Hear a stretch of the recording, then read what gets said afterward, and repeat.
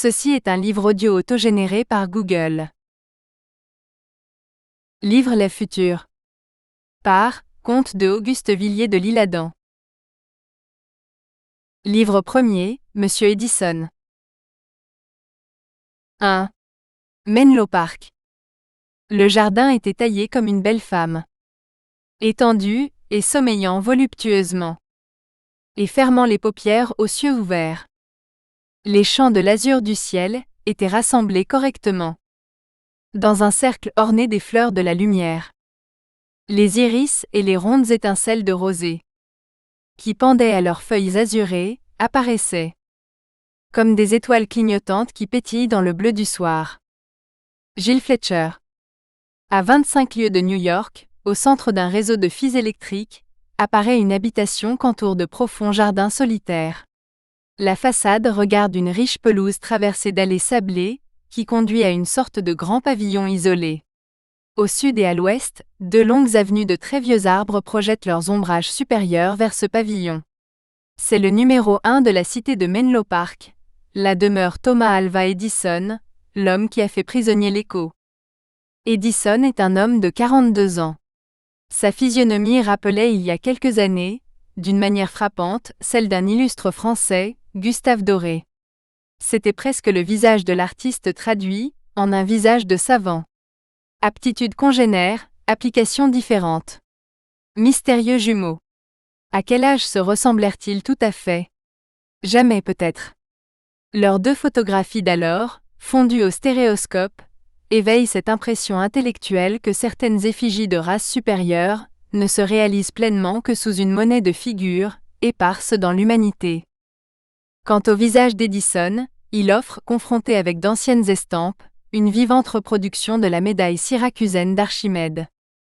Or, un soir de ces derniers automnes, vers 5 heures, le merveilleux inventeur de tant de prestige, le magicien de l'oreille, qui, presque sourd lui-même, comme un Beethoven de la science, a su se créer cet imperceptible instrument, grâce auquel, ajusté à l'orifice du tympan, les surdités, non seulement disparaissent, mais dévoilent plus affiné encore, le sens de l'ouïe. Edison, enfin, s'était retiré au plus profond de son laboratoire personnel, c'est-à-dire en ce pavillon séparé de son château. Ce soir-là, l'ingénieur avait donné congé à ses 5 acolytes, ses chefs d'atelier, ouvriers dévoués, érudits et habiles, qu'il rétribue en prince et dont le silence lui est acquis. Assis en son fauteuil américain, accoudé, seul, le Havane aux lèvres lui si peu fumeur, le tabac changeant en rêverie les projets virils, l'œil fixe et distrait, les jambes croisées, enveloppé de son ample vêtement légendaire déjà de soie noire au gland violâtre, il paraissait perdu en une intense méditation. À sa droite, une haute fenêtre, grande ouverte sur l'Occident, aérait le vaste pandémonium, laissant s'épandre sur tous les objets une brume d'or rouge. Ça et là s'ébauchaient, encombrant les tables, des formes d'instruments de précision, des rouages au mécanisme inconnu, des appareils électriques, des télescopes, des réflecteurs, des aimants énormes, des matraces à tubulure, des flacons pleins de substances énigmatiques, des ardoises couvertes d'équations. Au dehors, par-delà l'horizon, le couchant, trouant de lueur et de rayons d'adieu les lointains rideaux de feuillage sur les collines du New Jersey boisées d'érables et de sapins, illuminait par instants la pièce d'une tache de pourpre ou d'un éclair. Alors saignaient de tous côtés, des angles métalliques, des facettes de cristaux, des rondeurs de piles. Le vent fraîchissait. L'orage de la journée avait détrempé les herbes du parc, et aussi avait baigné les lourdes et capiteuses fleurs d'Asie épanouies dans leurs caisses vertes, sous la fenêtre. Des plantes séchées, suspendues aux poutres entre les poulies, dégageaient, galvanisées par la température, comme un souvenir de leur vie odorante d'autrefois, dans les forêts. Sous l'action subtile de cette atmosphère, la pensée, habituellement forte et vivace, du songeur, se détendait et se laissait insensiblement séduire par les attirances de la rêverie et du crépuscule. 2. Phonographe Papa. C'est lui. Ah, dis-je en ouvrant de grands yeux dans l'obscurité, c'est l'homme au sable. Hoffmann, Conte nocturne. Bien que son visage aux tempes grisonnantes donne toujours l'idée d'un enfant éternel, Edison est un passant de l'école sceptique. Il n'invente, dit-il, que comme le blé pousse. Froid et se rappelant des débuts amers, il a le sourire chèrement payé de ceux dont la seule présence dit au prochain « Deviens, je suis ». Positif. Il n'estime les théories les plus spécieuses qu'une fois dûment incarnées dans le fait. Humanitaire, il tire plus de fierté de ses labeurs que de son génie. Sagace toutefois lorsqu'il se compare, il désespère d'être dupe. Sa manie favorite consiste à se croire un ignorant, par une sorte de fatuité légitime. De là cette simplicité d'accueil et ce voile de franchise rude, parfois, même d'apparence familière, dont il enveloppe la glace réelle de sa pensée. L'homme de génie avéré, qui eut l'honneur d'être pauvre, évalue toujours d'un coup d'œil le passant qui lui parle. Il sait peser au carat les mobiles secrets de l'admiration, en édifier la probité et la qualité, en déterminer le degré sincère, jusqu'à des approximations infinitésimales. Et le tout, à l'éternel insu de l'interlocuteur. Ayant prouvé de quel ingénieux bon sens il est doué, le grand électricien pense avoir conquis le droit de plaisanter, fût-ce vis-à-vis de lui-même, en ses privées méditations. Là, comme on aiguise un couteau sur une pierre, il affile son esprit scientifique sur de durs sarcasmes dont les étincelles pleuvent, jusque sur ses propres découvertes. Bref, il feint de tirer sur ses troupes, mais ce n'est le plus souvent qu'à poudre et pour les aguerrir. Donc, victime volontaire des charmes de cette pénétrante soirée, Edison, se sentant en humeur de récréation, savourait paisiblement l'excellente fumée de son Havane sans s'en refuser à la poésie de l'heure et de la solitude, de cette chère solitude que le propre des sots est de redouter. Comme un simple mortel, il s'abandonnait même par délassement à toutes sortes de réflexions fantaisistes et bizarres. 3. Les lamentations d'Edison. Toute tristesse n'est qu'un amoindrissement de soi. Spinoza. Il se parlait à voix basse. Comme j'arrive tard dans l'humanité, murmurait-il. Que ne suis-je l'un des premiers-nés de notre espèce? Bon nombre de grandes paroles seraient incrustées aujourd'hui, ne variétour, sic, textuel, enfin sur les feuilles de mon cylindre, puisque son prodigieux perfectionnement permet de recueillir dès à présent les ondes sonores à distance. Et ces paroles y seraient enregistrées avec le ton, le timbre, l'accent du débit et même les vices de prononciation de leurs énonciateurs. Sans prétendre au cliché galvanoplastique du Fiat Lux, exclamation proférée paraît-il, voici tantôt 72 siècles, et qui d'ailleurs, à titre de précédent immémorial, qu'on trouvait ou non, eût échappé à toute phonographie, peut-être m'eût-il été permis, par exemple, un peu après la mort de Lilith et pendant le veuvage d'Adam, de saisir et d'empreindre, dissimulé derrière quelques fourrés de l'Éden, tout d'abord le sublime soliloque, il n'est pas bon que l'homme soit seul, puis l'eritis sicut Dei, le croisser et multiplier, enfin le sombre colibet d'Élohim, voici Adam devenu comme l'un de nous, etc. Plus tard, une fois le secret de ma plaque vibrante bien répandu, n'eût-il pas été doux à mes successeurs de phonographier, au fort du paganisme, par exemple le fameux « À la plus belle », le coego, les oracles de Dodone, les mélopées des Sibylles, etc. Tous les dires importants de l'homme et des dieux, à travers les âges, eussent été gravés ainsi, d'une manière indélébile, en de sonores archives de cuivre, de sorte qu'ultérieurement le doute n'eût jamais été possible sur leur authenticité. Même parmi les bruits du passé, combien de sons mystérieux ont été perçus par nos prédécesseurs et qui, faute d'un appareil convenable pour les retenir, sont tombés à jamais dans le néant. Qui pourrait en effet, de nos jours, se former une notion exacte, par exemple du son des trompettes de Jéricho, du cri du taureau de Phalaris, du rire des augures, du soupir de Memnon à l'aurore, etc. Voix mortes, sons perdus, bruits oubliés, vibrations en marche dans l'abîme et désormais trop distantes pour être ressaisies. Quelle flèche atteindrait de tels oiseaux? Edison toucha négligemment un bouton de porcelaine, contre le mur, auprès de lui. Un éblouissant jet bleu, parti d'une vieille pile faradique, à 10 pas de son fauteuil, et capable de foudroyer une certaine quantité d'éléphants, traversa de son dissolvant éclair un bloc de cristal puis disparut dans le même 100 millième de seconde. Oui, continuait en son nonchaloir le grand mécanicien, j'ai bien cette étincelle, qui est au son ce que la Lovelace vierge est au chélonien, elle pourrait accorder une avance de 50 siècles et plus dans les gouffres aux anciennes vibrations parties de la Terre, mais sur quel fil, sur quelle trace la dépêcher vers elle? Comment lui apprendre à les rapatrier, une fois ressaisis? À les rabattre sur le tympan de leur chasseur, Cette fois le problème semble au moins insoluble. Edison secoua mélancoliquement, du bout de son petit doigt, la cendre de son cigare. Après un silence, il se leva, non sans un sourire, et se mit à faire les 100 pas dans le laboratoire. Et pensez qu'après 6000 et quelques années d'une lacune aussi préjudiciable que celle de mon phonographe, reprit-il, quantité de lazzi, émanée de l'indifférence humaine, ont salué l'apparition de mon premier essai. Jouet d'enfant, grommelait la foule. Certes, je sais que, prise à l'improviste, quelques jeux de mots lui sont d'un soulagement indispensable, et lui donnent le temps de se remettre.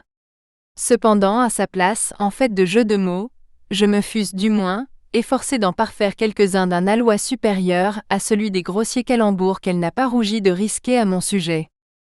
Ainsi j'eusse blâmé par exemple le phonographe, de son impuissance à reproduire en tant que bruit le bruit de la chute de l'Empire romain, les bruits qui courent, les silences éloquents, et en fait de voix, de ce qu'il ne peut clicher ni la voix de la conscience, ni la voix du sang, ni tous ces mots merveilleux qu'on prête aux grands hommes, ni le chant du cygne, ni les sous-entendus, ni la voie lactée? Non.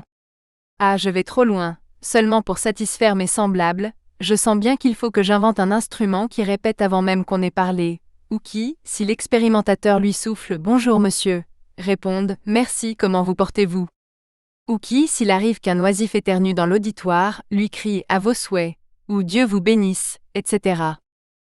Ils sont étonnants, les hommes. J'accorde que la voix de mes premiers phonographes avait l'air d'être en effet celle de la conscience parlant avec la pratique de Polichinelle, mais l'on pouvait attendre, que diable, avant de se prononcer si lestement, que le progrès les eût rendus ce qu'aux premières plaques de Nicéphore Niepce ou de Daguerre sont les épreuves photochromiques ou héliotypiques actuelles. Eh bien, puisque la monomanie du doute est inguérissable à notre égard, je tiendrai secret, jusqu'à nouvel ordre, le surprenant, l'absolu perfectionnement que j'ai découvert, et qui est là, sous terre, ajouta Edison en frappant légèrement du pied. J'écoulerai de la sorte pour 5 ou 6 millions de vieux phonographes, et puisque l'on veut rire, je rirai le dernier. Il s'arrêta, songea quelques secondes puis. Bah, conclut-il avec un mouvement d'épaule en résumé, il y a toujours du bon dans la folie humaine, laissons là de vaines plaisanteries. Tout à coup, un chuchotement clair, la voix d'une jeune femme parlant tout bas, murmura près de lui. Edison? 4. Sowana. Comment s'étonner de quelque chose? Les stoïciens. Cependant, pas même une ombre n'était là. Il tressaillit. Vous, Sowana? Demanda-t-il à haute voix. Oui, ce soir j'avais soif du beau sommeil. J'ai pris l'anneau, je l'ai au doigt. Ce n'est pas la peine d'élever votre son de voix habituel, je suis auprès de vous. Et depuis quelques minutes, je vous entends jouer avec des mots, comme un enfant. Et physiquement, où êtes-vous? Étendu sur les fourrures, dans le souterrain, derrière le buisson des oiseaux. Adali paraît sommeiller. Je lui ai donné ses pastilles et son eau pure, de sorte qu'elle est toute ranimée. La voix rieuse sur cette dernière parole, de l'être invisible que l'électricien venait d'appeler Sowana, bruissait, toujours discrète et basse, en une patère des rideaux violacés. Celle-ci formait plaque sonore et frémissait sous un chuchotement lointain apporté par l'électricité. C'était un de ces nouveaux condensateurs, inventés d'hier à peine, où le prononcé des syllabes et le timbre des voix sont distinctement transmis. « Dites-moi, Mistress Anderson, » reprit Edison après un instant de songerie, « en ce moment seriez-vous sûre d'entendre ce qu'une autre personne me dirait ici? » Oui, si vous le redisiez vous-même, très bas entre les lèvres, au fur et à mesure. La différence de l'intonation dans vos réponses me ferait comprendre le dialogue. Vous voyez, je suis un peu comme l'un des génies de l'anneau dans les 1001 nuits. En sorte, que si je vous priais de relier le fil téléphonique, avec lequel vous me parlez en ce moment, à la personne de notre jeune ami, le miracle dont nous avons parlé se produirait? Sans aucun doute. C'est une chose prodigieuse d'ingéniosité et d'idéal, mais toute naturelle, ainsi réalisée. Voici, vous, pour que je vous entende, en l'état mixte et merveilleux où je suis, toute saturée du fluide vivant accumulé en votre anneau, vous n'avez nul besoin de téléphone, mais pour que vous m'entendiez, vous, ainsi que tel de vos visiteurs, ne faut-il pas que le téléphone dont je tiens en ce moment l'embouchure, corresponde à une plaque sonore, si dissimulée qu'elle soit? Mistress Anderson, dites-moi. Donnez-moi mon nom de sommeil. Ici, je ne suis plus seulement moi-même. Ici, j'oublie, et ne souffre plus. L'autre nom me rappelle l'horrible terre où je tiens encore. Sowana, vous êtes absolument sûre de Adali, n'est-ce pas? Oh? Vous me l'avez bien enseigné, votre belle Adali, et je l'ai si bien étudiée que j'en réponds, comme de mon reflet dans une glace. J'aime mieux être en cette enfant vibrante qu'en moi. Quelle créature sublime! Elle existe de l'état supérieur où je me trouve en ce moment, elle est imbue de nos deux volontés s'unifiant en elle, c'est une dualité. Ce n'est pas une conscience, c'est un esprit. Quand elle me dit « je suis une ombre », je me sens troublée. Ah, je viens d'avoir le pressentiment qu'elle va s'incarner. Après un léger mouvement de surprise pensive. Bien. Dormez, Sowana, répondit à demi-voix l'électricien. Hélas, il faut un troisième vivant pour que ce grand œuvre s'accomplisse. Et qui sur la terre oserait s'en juger digne? Tenez, ce soir je serai prête. Une étincelle, et Adali apparaîtra, dit la voix de l'accent d'une personne qui s'endort. Il y eut un moment de mystérieux silence après cette aussi étrange qu'incompréhensible conversation. En vérité, l'habitude même d'un phénomène pareil ne préserve pas tout à fait d'on ne sait quel vertige, murmura comme à lui-même Edison. Et décidément, au lieu de l'approfondir, je préfère encore songer à toutes ces paroles, inouïes, dont l'humanité ne pourra jamais contrôler les accents, faute d'avoir imaginé avant moi le phonographe. Que pouvait signifier la subite légèreté d'esprit avec laquelle le grand ingénieur paraissait traiter maintenant le secret, si singulier, dont il venait d'être question? Ah, les êtres de génie sont ainsi faits. Souvent l'on croirait qu'ils cherchent à s'étourdir eux-mêmes sur leurs véritables pensées. Ce n'est qu'au moment où, comme un flamboiement, celles-ci se dévoilent qu'on s'aperçoit, s'ils avaient leurs motifs pour sembler distraits, fût-ce dans la solitude. 5. Résumé du soliloque. Tu te tairas, ô voix sinistre des vivants. Le conte de l'île. C'est surtout dans le monde mystique, reprit-il bientôt, que les occasions perdues semblent irréparables. Oh! Les vibrations initiales de tout l'énoncé de la bonne nouvelle.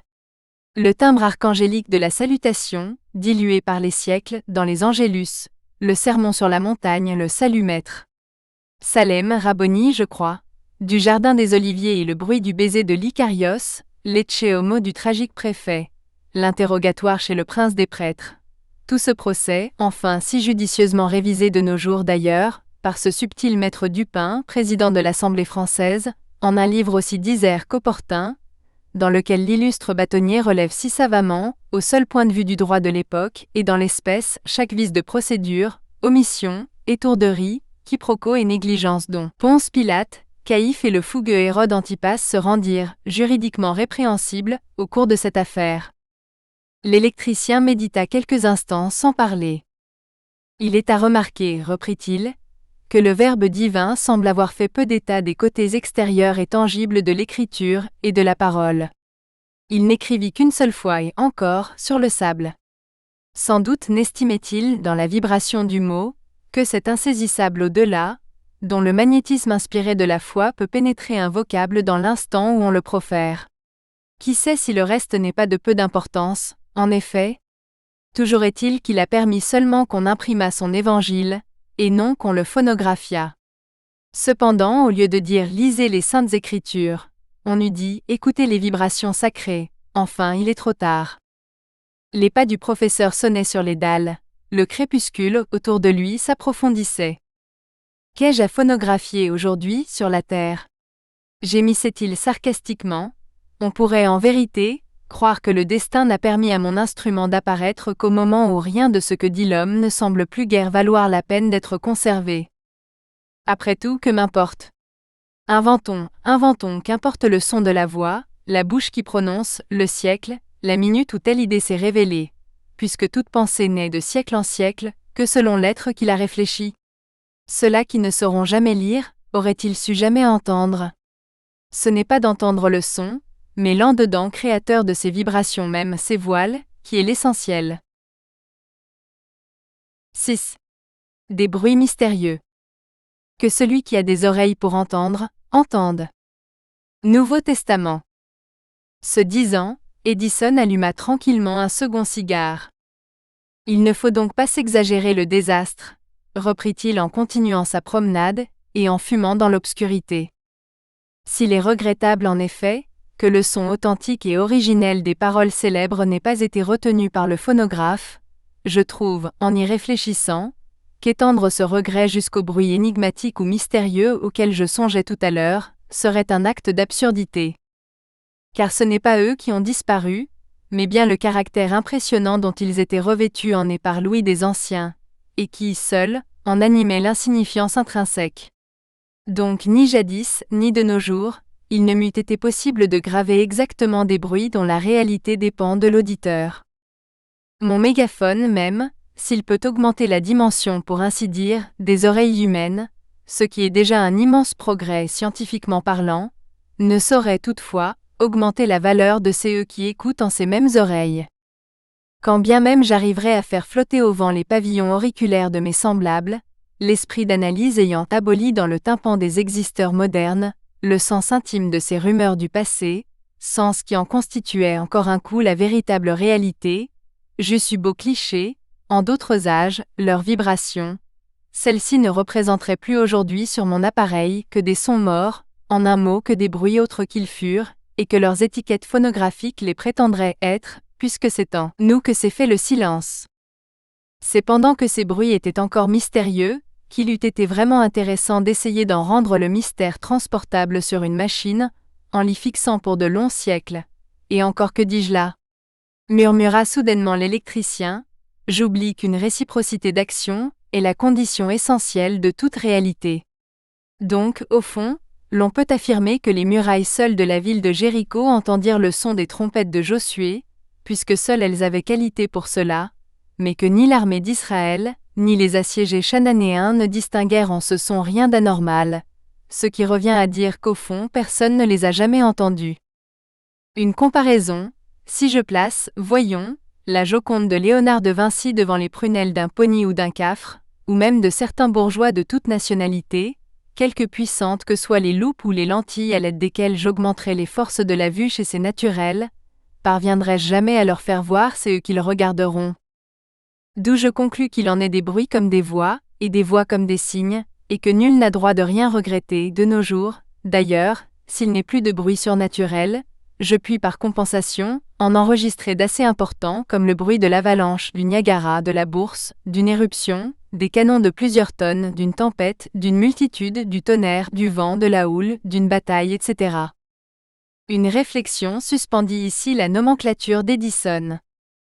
Il est vrai que mon seul aérophone domine, d'ores et déjà, tous ces vacarmes dont la contingence bien reconnue est dépourvue désormais de tout intérêt, acheva-t-il avec mélancolie. Décidément, je le répète, le phonographe et moi nous arrivons tard dans l'humanité. Considération tellement décourageante que, si je n'étais pas un homme d'une activité pratique extraordinaire, j'irais tout bonnement, nouveau titir, m'étendre à l'ombrage de quelque arbre champêtre.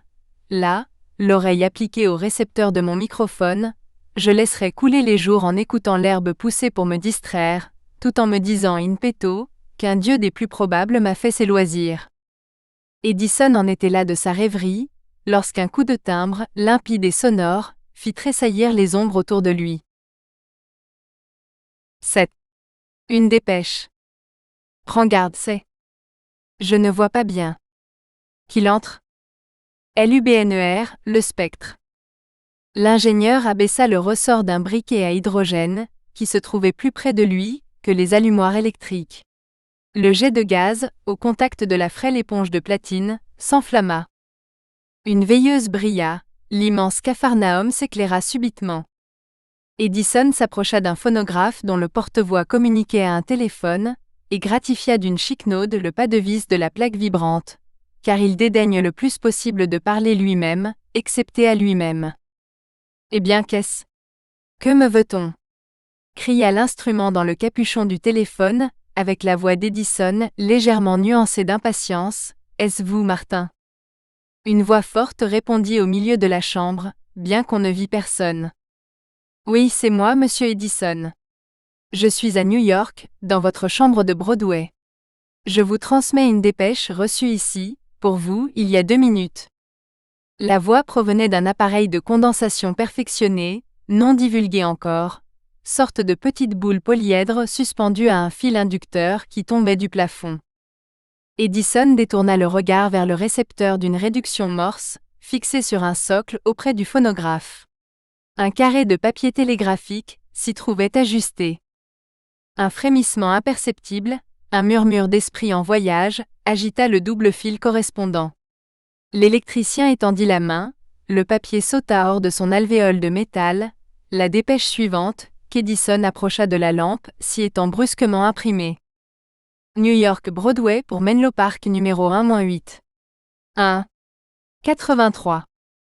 4h35 mètres soir. Thomas Alva Edison, ingénieur. Arrivé ce matin, recevrez ma visite ce soir. Félicitations. Affectueuse. Lord Ewald. À cette signature, le grand mécanicien jeta une exclamation de surprise profonde et joyeuse. Lord Ewald, s'écria-t-il, quoi lui, de retour aux États-Unis, à qu'il vienne le noble ami. Et après un silencieux sourire, auquel on eût peu reconnu le sceptique de tout à l'heure. Non, je n'ai pas oublié cet admirable adolescent, qui me porta secours il y a des années déjà, lorsque mourant de misère, j'étais tombé sur cette route, là-bas, près de Boston. Tous avaient passé auprès de moi en disant « Pauvre garçon ». Lui, l'excel, le charmant samaritain, sans tant de doléances, sut mettre pied à terre pour me relever et d'une poignée d'or, me sauver la vie, le travail, il s'est donc souvenu de mon nom. Tout mon cœur le recevra. Ne lui dois-je pas la gloire et le reste? Edison marcha vivement vers une tenture, et appuya le doigt sur le bouton d'une sonnerie. Un bruissement de cloche retentit au loin, dans le parc, du côté du château. Presque aussitôt une voix d'enfant joyeuse partit auprès d'Edison, de l'angle d'un tabouret d'ivoire. « Qu'est-ce que tu veux, père ?» disait la voix. Edison saisit l'embouchure d'un appareil appliqué entre les tapisseries. « Dash, y prononça-t-il. On laissera pénétrer dans le pavillon ce soir un visiteur, Lord Ewald. On le recevra comme moi-même. Il est chez lui. » Bien, mon père, dit la même voix, qui grâce à un jeu de condensateur sembla cette fois provenir du centre d'un grand réflecteur à magnésium. Je préviendrai s'il soupe ici avec moi. Ne m'attendez point. Qu'on soit sage. Bonsoir. Un enfantin et charmant éclat de rire se fit entendre, dans les ombres de tous côtés. On eût dit qu'un elfe invisible, caché dans l'air, répondait à un magicien. Edison, en souriant, laissa échapper le cornet du téléphone et reprit sa promenade. En passant auprès d'une table d'ébène, il jeta distraitement la dépêche parmi les ustensiles qui s'y trouvaient disposés. Mais par hasard, le papier tomba sur un objet d'aspect saisissant et extraordinaire. La présence en était même inexplicable en ce lieu. La circonstance de cette rencontre fortuite parut attirer l'attention d'Edison, qui s'arrêta, considérant le fait et réfléchissant. 8.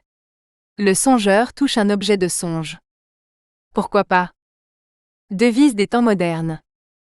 C'était un bras humain posé sur un coussin de soie violâtre. Le sang paraissait figé autour de la section humérale, à peine si quelques taches pourpres, sur un chiffon de batiste placé tout auprès, attestaient une récente opération. C'était le bras et la main gauche d'une jeune femme. Autour du poignet délicat s'enroulait une vipère d'or émaillé, à l'annulaire de la pâle main étincelait une bague de saphir. Les doigts idéales retenaient un gant couleur perle, mis plusieurs fois sans doute. Les chairs étaient d'un ton demeuré si vivant, le derme si pur et si satiné, que l'aspect en était aussi cruel que fantastique. Quel mal inconnu pouvait avoir nécessité cette amputation désespérée, alors surtout, que la plus saine vitalité semblait courir encore en ce doux et gracieux spécimen d'un corps juvénile. Une pensée glaçante se fut éveillée à cette vue, dans l'esprit d'un étranger. En effet, le grand cottage de Menlo Park, que ses attenances font ressembler à un château perdu sous les arbres, est un domaine isolé. Edison, au sud de l'univers, un expérimentateur intrépide, et qui n'est tendre que pour des amis bien éprouvés. Ses découvertes d'ingénieurs et d'électriciens, ses inventions de tout genre, dont on ne connaît que les moins étranges, donnent en général des impressions d'un positivisme énigmatique. Il a composé des anesthésiques d'une puissance telle, au dire de ses flatteurs, que si l'un des réprouvés avait l'heure d'en absorber quelques gouttes, il deviendrait sur le champ. Nous espérons que vous avez apprécié cet aperçu. Pour continuer à écouter ce livre audio sur Google Play Livres, utilisez le lien dans la description de la vidéo.